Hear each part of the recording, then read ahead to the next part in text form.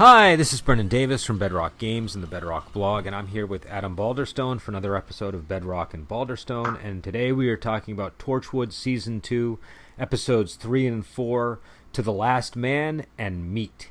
So, these are the, second series of Torchwood. This is right before, this is the series before the show sort of starts changing a bit and becoming almost another series. So this still feels like the first series.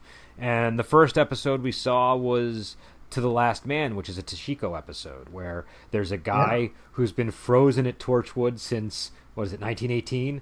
And 1918, and yes. they have, and there's an issue with time that only he can resolve. So I don't know, what did you think of this episode, Adam? Well, this was interesting, actually, because our criticism of the previous episode, which was Sleeper, well, my criticism, at least, I don't want to speak for you necessarily, but how I wasn't very involved in the plot of what was happening with the woman who was the alien, and it's like and I also felt like I knew from very early in the episode where it was all going to go. Yeah. And with this episode, this was also an episode where I felt about like 10 minutes in, you knew every single thing that was going to happen during this episode. But you made the point that, in Out of Time, the episode where the time travelers were all kind of, they are from the past.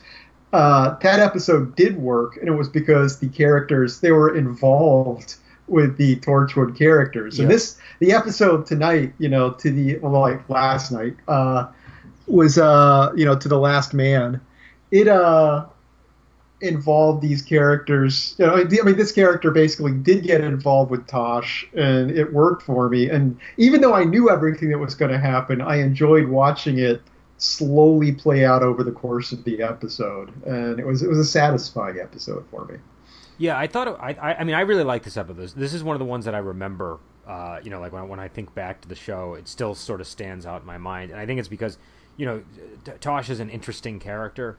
She often doesn't get. She's the type of character that doesn't usually get put in the foreground like this, and so but I think that she's the easiest to sympathize with. Like, I think just most of what's going on with her is stuff most people can kind of put themselves in her shoes and understand, whereas some of the stuff going on with Owen and Gwen, it might be a little bit harder for a regular person to appreciate, especially as things go on. We'll see, but with Tosh, I think that she's sort of the character that I think most people can more easily identify with.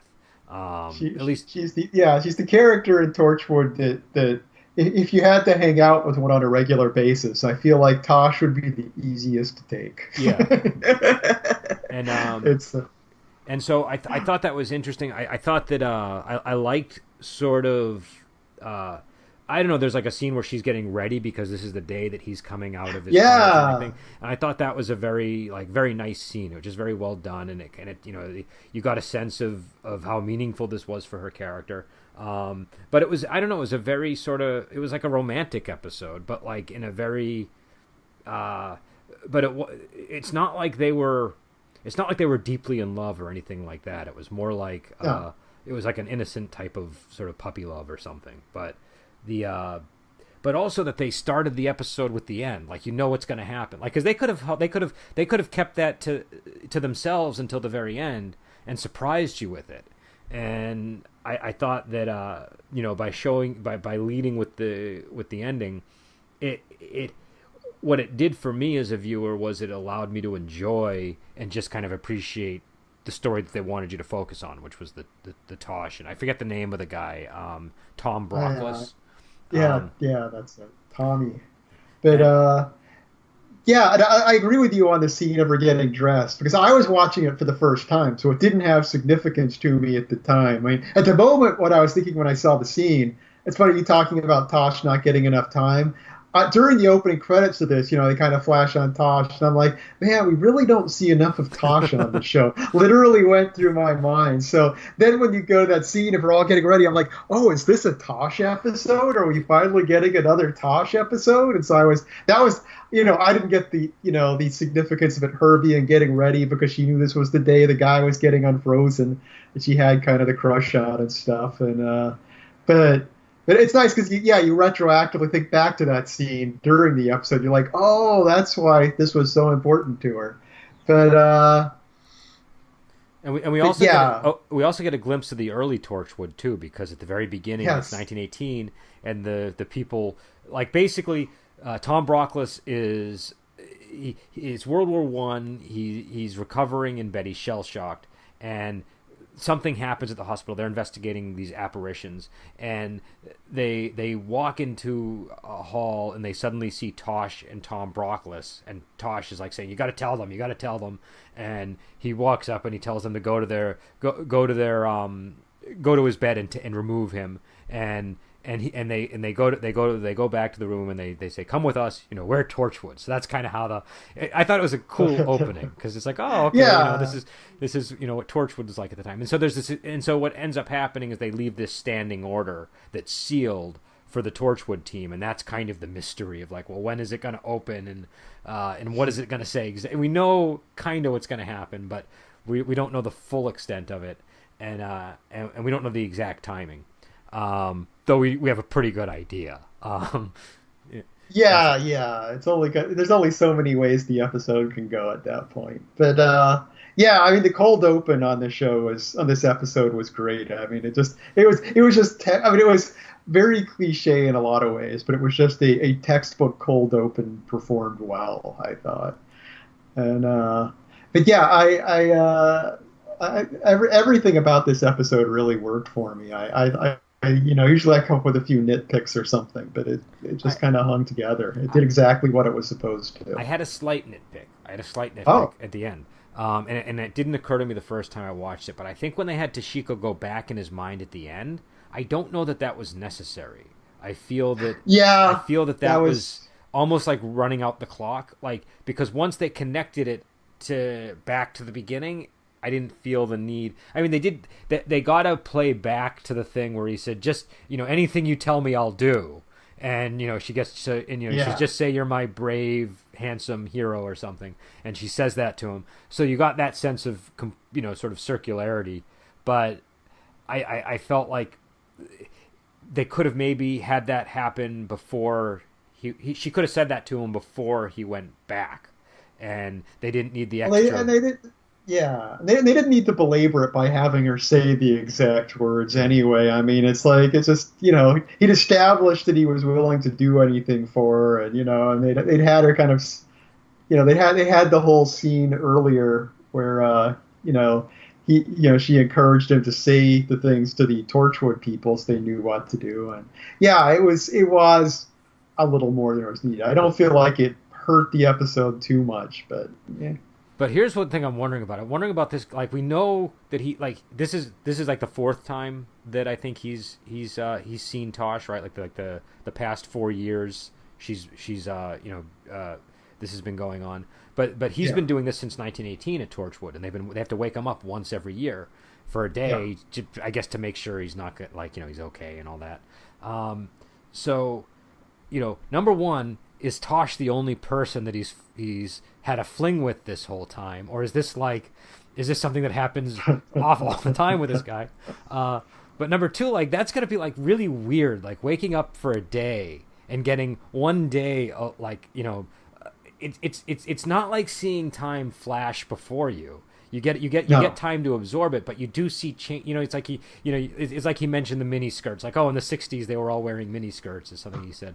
So you got the sense that he was aware of the passing fashion, and I don't know. It just seems it's sort of just like an interesting thing to think about. Like, I'd almost like to see a book about a character that's frozen like that and being, given a day every year to wake up. What you want is this isn't the exact situation, but the classic science fiction novel that gives you something like this is The Forever War by I was Joe just Haldeman. thinking that. I was just thinking the Forever War. Okay. Yeah. No, and and that's why I liked that book so much. That sense of Yeah. wow, time is just past.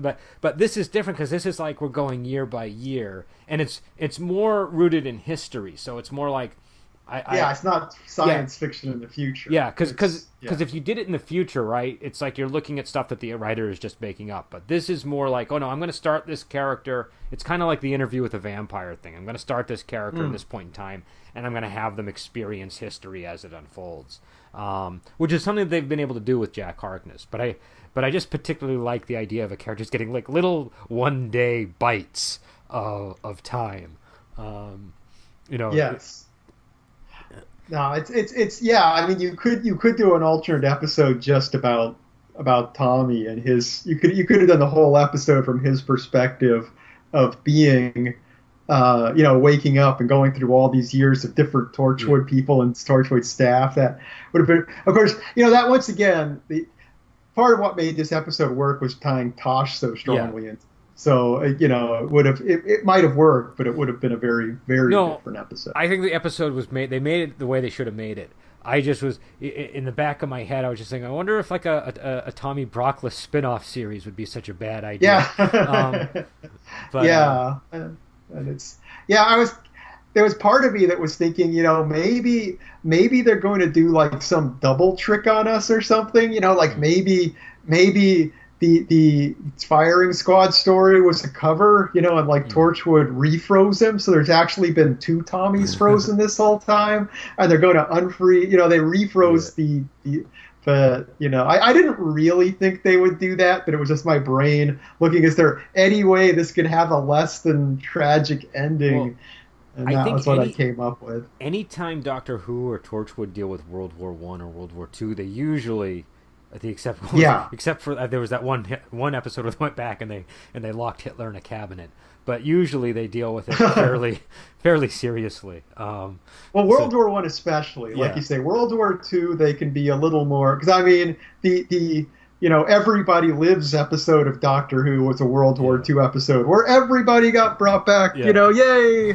But the classic New Who first season episode, which was a good one, but which introduced Jack Harkness too. Now I think about it, but to make it even more topical. But yeah, anytime they touch World War One, though, they're like, this is the tragedy war. All episodes about it must be somewhat sad. Yeah. So. And I mean they hammered home that point about the shell shock and him going back to the front and then getting executed for cowardice. And making it 1918 too. It's like this is the war. The war is just about to end. It's like it's pretty much over. So it's just kind of futile. And we did get some thematic stuff going.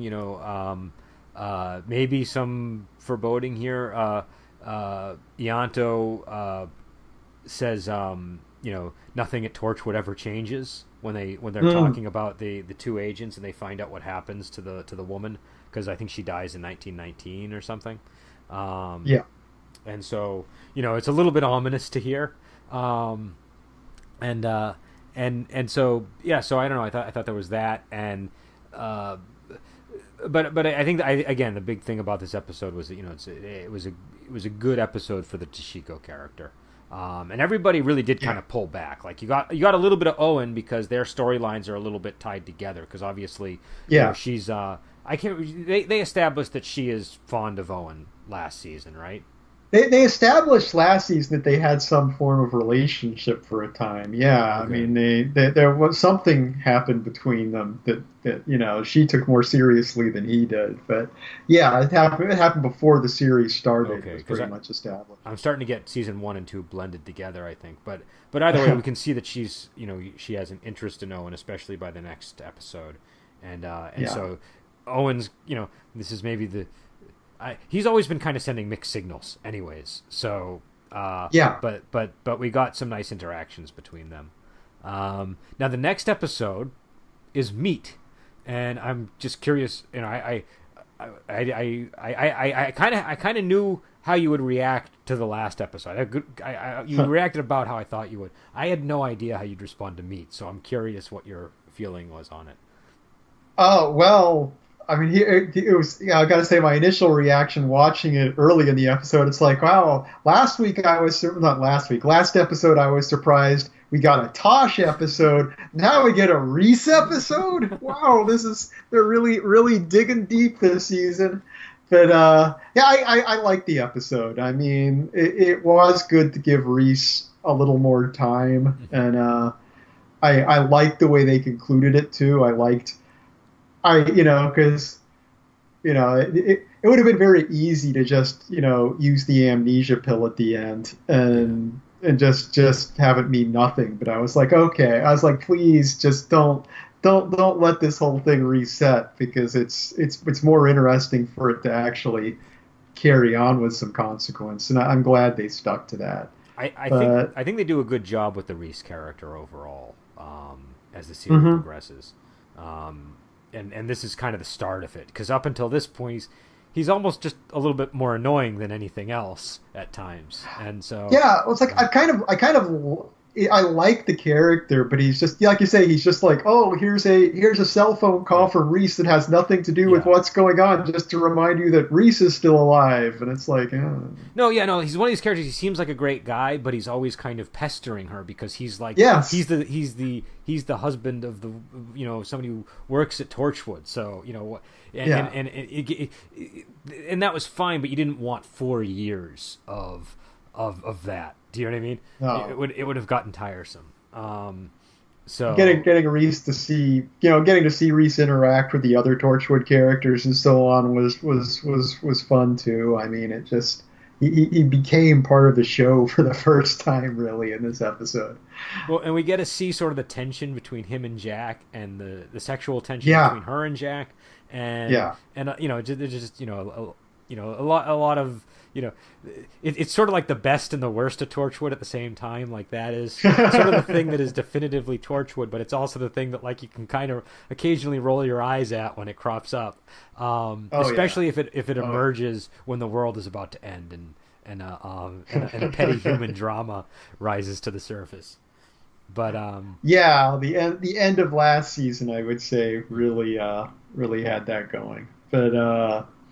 It has gone too heavy on that this season. Yeah, this episode, it's sort of like it's a weird idea. Like there's this giant slug-like whale creature that they're carving meat out of, and it's able to regenerate its body. So they have this endless supply of meat, and it's obviously not. The plot is that one of the trucks transporting the meat crashes, and that Reese is somehow he's not directly involved, but his company, I think, is linked, and the driver is somebody that works for him or he knows, and so he gets involved because he gets called to the scene of the accident, and then he sees Torchwood there, and it kind of brings them all together. But it's really an episode about meat that's not been properly inspected. Well, the thing is, like, both this episode and Sleeper kind of raised the question: how many frivolous cases does Torchwood get called in? Like, Sleeper starts off, oh, there was a home invasion and someone got knocked out the window. Let's bring Torchwood in, and this one, it's like, Laurie crashed out there, and there's meat that's not properly inspected in it. Let's call in Torchwood. It's like, how many cases a day do they go on where it's like, this is just nothing? No, it was a little. I'm gonna have to assume that there was that somebody at least suspected alien activity when they called in Torchwood, but it's definitely an all, because it basically is like the counterfeit meat is the but I know. Was this around the time the whole horse meat thing was happening in the EU? I meant to look that up, but I just have to wonder. I mean, on the one hand, I was wondering, maybe it's like a vegan message or something. Like, maybe that's like but I don't think so. I think it was just sort of because I I don't know. I mean, what do they call the Yeah, creature? The well, cash cow. The cash cow is the name of the creature. yeah, yeah. But I was wondering. I was wondering if they were doing the thing where people mistake sentient for sapient too, and Tosh is all surprised the thing is sentient. And it's like, well, all animals are sentient, Oh, I not get. or what, it's like was it a surprise that this thing was sentient? I mean, Yeah, I it's think they were using sentient in like the popular usage. I don't think they were, yeah. I don't think they because I think sapient isn't one of those things you see people say on TV shows that much. I So know, I know. yeah, So I was just, because I was like, well, I guess they could have been using it correctly if they were just wondering if the thing was conscious at all. I But think the important thing was really does this thing feel pain or is it like like the thing people always yeah, say about lobsters? Lobsters don't feel any pain. That's what we tell ourselves every uh-huh. Christmas Eve. But I think Are Christmas Eve lobsters a thing? I yeah, oh wasn't yeah, aware every of year that. my family does Christmas Eve lobsters. Okay, must be a Boston thing. I don't know. It's an Italian thing, I think. Oh, an Italian thing. Well, I think Okay. there's the Feast of the Seven Fishes, and I guess in my family we only do one Oh, fish. Uh, so okay. Okay, that's yeah, they cool. usually they bake lobsters and they make Fra Diavolo and all that stuff. Um, Wow. I mean if you're going to lobsters, you can eat them all year, but there's something especially nice about eating them on Christmas Eve. But it's just besides the point from this episode.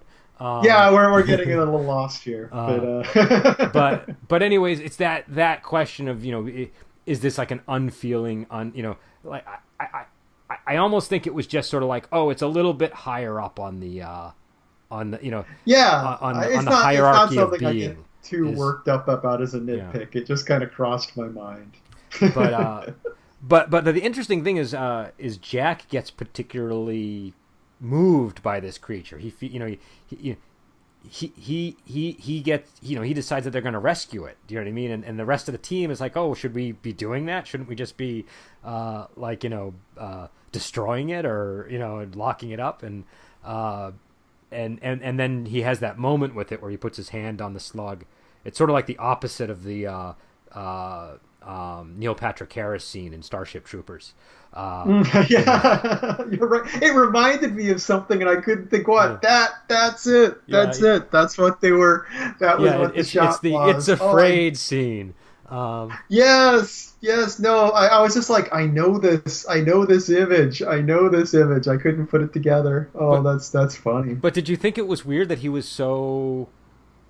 Oh, Uh, he even calls it old friend at one point, which they never get back to. And I was wondering if when Owen kills the thing, if he was going to go, no, this was my old slug friend from whatever. But they didn't actually go. I mean, was he using old friend in some odd sense, or was it his I, friend, but he never actually owned up to it, or I I. don't think I missed that, so I'd have to check it again. I just thought he meant like, hey, buddy. Do you know what I mean? Like, Well, hey, hey, that's what I'm wondering. Did he yeah. just kind of mean old friend in a slangy way? But Yeah, maybe he meant old friend of humanity or something. I don't know. Like, I just thought he was yeah, kind of trying to comfort it. But I mean, Jack is not somebody who usually seems all that remorseful about things or, gets, you know what I mean? It's just, so I was wondering why is he getting so hung up on this cash cow thing?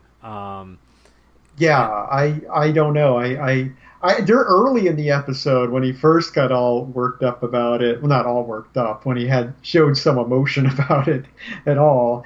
I I came out with a weird theory that I was like, wait, like, because we know from Doctor Who that ultimately the face of Bo is Jack Harkness. So he transmutes into some kind of weird thing at all. I'm like, is this thing like Jack Harkness at some point, like a it's million funny. years from It's funny how now? Torchwood and Doctor Who get you to get into these weird things. That you, well, Yeah. I was wondering because this came out in 2008. So that was when was the Sopranos finale? Was that 2007? Um, That sounds right. I couldn't I say for can't remember. certain. I could be way off, but I remember that the big thing in I think the last season of Sopranos was sort of this revelation I think it was the last season where the psychiatrist is reading research papers on sociopaths or something. I don't know the precise terminology, but whether psychopath or sociopath or whatever it is, and one of the key traits that they have is they show a lot of like affection and attachment to babies and animals for some reason. That's what they're and they had planted those seeds with Tony Soprano much earlier in the show. There was a horse that he developed a strong fondness for, and he got really upset when it got killed in a fire, and then he ultimately began to suspect that one of his capos had burned it for the insurance money or something like that, and he murdered the guy. And so in fact, it was the guy from the Matrix movies that he murdered. Yeah. So there's and there were other things like that in the show. I think he reacted that way when a dog got killed, and so I was wondering, are they thinking in terms of the Sopranos here? Because it was just, I don't know, it just seemed like a real jump for the character. Like he does occasionally have these bouts of empathy. Like he had a lot of empathy for the guy that came through the time rift that he helped commit suicide, for example. But that guy is sort of out of time like him, so I could see how he would connect to him. And obviously he cares for the people that are on his team, but he's still, he's kind of like a little bit of a Jack Bauer type character who is, doesn't sweat the small stuff. And so I'm just wondering if, we'll see as the series progresses. But I thought I was coming at it from that angle when that happened. No, that's a reasonable thing to come up with. But I don't know where they're going with it. I thought we were going to get something to tie it together. But yeah, if we're gonna get into getting into nitpicks though, it's weird to me that Reese just saw this big alien thing. And that's the scene. At the next scene, it's like, aliens, that's crazy, that it's was, like, wait a second. So here's what I was thinking. I guess they established that the guys that are, and I have to say, I love the guys that are managing this whole operation. Oh, they were great. Yeah. Because they have no idea what they just think this is like, this is like their ticket to an easy life. But now one of them is the guy who plays John Constantine in the various DC comic related TV series at the moment. So I don't know. He's gone on to be someone more famous. Maybe this is he's where very it all good began. in the role. What's that? Maybe this is where it all began for him. Exactly. It seems like it probably was. But they established that those guys don't realize it's like an alien or anything. They're actually surprised when he has to convince them. What were they thinking? But it's a whole. Yeah, I mean, the more you delve back into the beginning of this enterprise, it's like, so they found this thing and were using. I don't know. It's like, it's weird to imagine the origin of this enterprise. But I guess maybe they thought it was like some kind of whale or something. I don't know, and I don't know why. I don't know why Reese would. I would think you would see that and you would know that's not a normal creature, but maybe. I've never seen a whale up close. Maybe if I was, maybe if I was in that situation, I would just assume it's a whale of some kind. But the fact that it's regenerated, that's the part that really is hard to, like, I know that how much are they feeding this thing? It's like, do the economics really pay off? Does it need to eat? Like, I don't know. It's They must be if they're doing, I mean, it's got to, unless that guy's a really bad businessman and losing money. Yeah. But also, the other what are they using the meat for? Like, I mean, you can't be making steaks from it, right? Because they established that it smells really bad. So they said it was going into pies and pasties and things like that, which are all things that use ground beef. Like, the thing so basically, yeah, it's just getting thrown into the general mix of ground beef, which is what they do with diseased animals, because they can mix the diseased animals in with, the healthy ones. That's why ground beef is so much more dangerous. But yeah, I don't know. I'm gonna be a lot more fearful when I have my dinner tonight because of you. So, yeah. Well, I mean, yeah. Obviously, I'm not trying to scare people off it. The statistic I think is there's 16 different animals and like a general serving of ground beef. So your odds of getting something bad are higher. I get you. Get you. I was always told that the grinder is also the fact that it's like when you make again, we're getting off point, but the fact that when you make a steak, no, the episode is meat. You're still totally on point. When you're cooking the surface of it, you're killing all that bacteria that's accumulated on the surface, and inside is generally, I don't know if this is true, but what I've always been told by cooks is inside is generally fairly safe unless it's gone bad or something.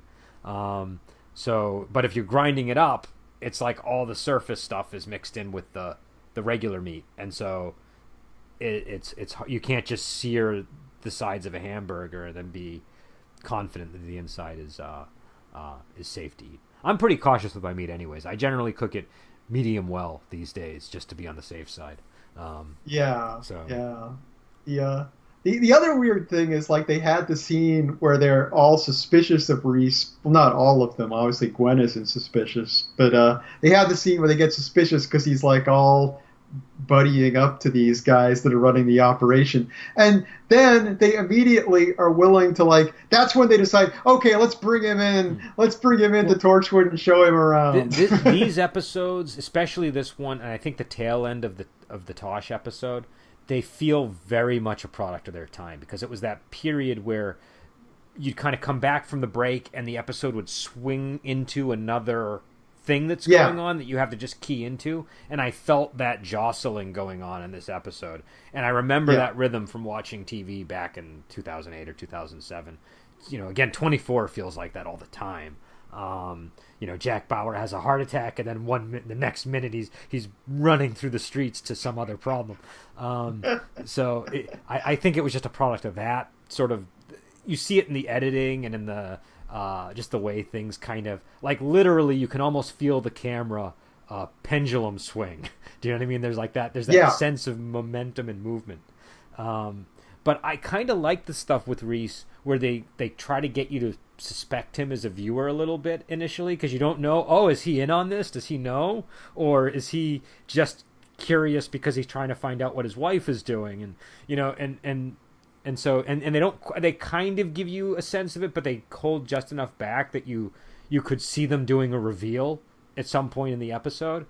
And well, it's I could have seen it going. Like I didn't think he would be like fully involved in it, but you could have had a level where he was somewhat on board with something shady, but not aware of what he'd gotten himself into. Like not the mastermind, but yeah, I did some sketchy paperwork in order to in order to get a contract that like that kind of thing. Well, that would have made it an interesting balance if you had the episode where Gwen's big secret gets revealed and it's like Reese also has his secret things going on. But so I'm kind of glad we didn't have any of that because I think me too. This is not this would have been so much better. It would have been no. I did really like his secretary, though. I liked that. Like there was notable. There was kind of a parallel going on between the Tosh character and the secretary character, like Tosh and Owen, and the secretary and Reese. Ruth, I think her name was. Yeah, she's actually one of the only guest stars on this episode that has her own Wikipedia page. So I guess she's been around a while. Yeah, she was perfect for that role. She was very believable as that character. But and it was also in a weird way. It was like his office was maybe like his mini Torchwood. Do you know what I mean? Like he's like the Jack Harkness of the meat world. Well, the trucking world. Yeah, the trucking world. The trucking world. The Jack Harkness of the trucking world. Yeah, I like that. But I gotta say, this was a tamer episode than I was expecting. Just the title "Meat," had me bracing for like another. What's the episode I'm thinking of? Countryside. Where it was a really like all of a sudden like boom, we're in a horror movie here all of a sudden. I was expecting something like that from the title. Yeah, when I first saw it, I was thinking this is going to be like Midnight Meat Train or something. Yes, that was exactly the reference that came to my mind. But it was a little closer to Oh boy, one of the new Who episodes, the one where the Beast Below, the one where Yeah, I it agree. I reminds me agree. of that. You I think know, yeah, and it is similar in a lot of ways to that episode. less. I'm sorry. Can No, I didn't say anything. I think there's oh just a glitch that happened there. oh okay yeah no there was a glitch. But yeah, so I don't know. I enjoy. I think the only thing that I would really criticize about this episode heavily is the CG. The CG does not hold up that well. I think at the time I wouldn't have Yeah. minded it, but I saw the episode. I think I first saw the episode around 2010 or 2011. So